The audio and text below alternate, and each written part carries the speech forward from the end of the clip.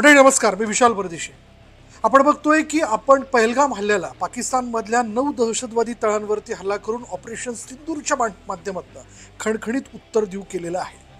पण हे कमी की काय?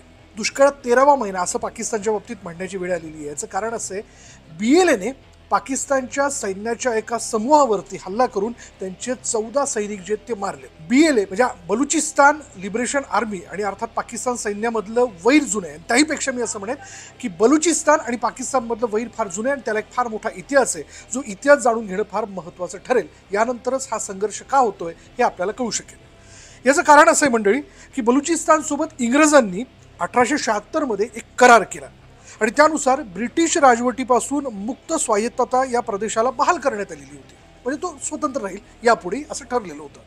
बरं, यात ज्यावेळेस भारत पाकिस्तानची फाळणी झाली त्यावेळी बलुची नेत्यांनी 5 ऑगस्ट 1947 रोजी बलुचिस्तानला स्वतंत्र राष्ट्र म्हणून घोषित केलं। यानंतर आपण जर लक्षात गेलं, अखेरचा इंग्रज व्हाईसरॉय लॉर्ड माउंटबॅटन यांच्याशी चर्चेदरम्यान बॅरिस्टर मोहम्मद अली जिना यांनी स्वतंत्र राष्ट्राला मान्यतेचा कांगावा केला। त्यांनी सांगितलं की आम्ही देऊ त्यांना।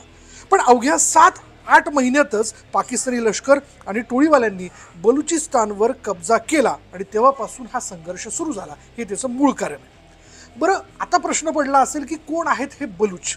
याचा देखील एक इतिहास जाणून घेणं फार महत्त्वाचं आहे। बलुच हा पाकिस्तानमधील एक समूह आहे आणि हा समूह जो आहे तो पाकिस्तानमधील बलुचिस्तानसह इराण आणि अफगाणिस्तानमध्ये पसरलेला आहे। बलुचिस्तान हा पाकिस्तानमधील दुर्गम, मोठा आणि तसाच एक मागास प्रदेश आहे आणि नैसर्गिक साधन संपत्तीनं नटलेला असा प्रदेश असतानाही तिथले लोक मात्र अत्यंत गरीब आहे, ही तिथली परिस्थिती आहे। बरं, बलुचिस्तानमध्ये बलूच लिबरेशन आर्मीच्या म्हणजे अर्थात BLAच्या कारवायांमध्ये गेल्या काही कालावधीत जर आपण लक्षात घेतलं तर मोठ्या प्रमाणात वाढ झालेली आहे। 3 मे 2025 रोजी BLAने पाकिस्तानच्या बलुचिस्तान प्रांतातील कालात जिल्ह्यातील मंगोचर हे शहर ताब्यात घेतलं। BLAने सरकारी इमारती आणि लष्करी ठिकाणांवरती हल्ले करून त्यावरती नियंत्रण मिळवलं। BLAच्या डेथ स्क्वॉडने शहरात अनेक ठिकाणी चेकपॉइंट्स उभारलेले आहेत। बरं, आता होतंय काय यानंतर बघा।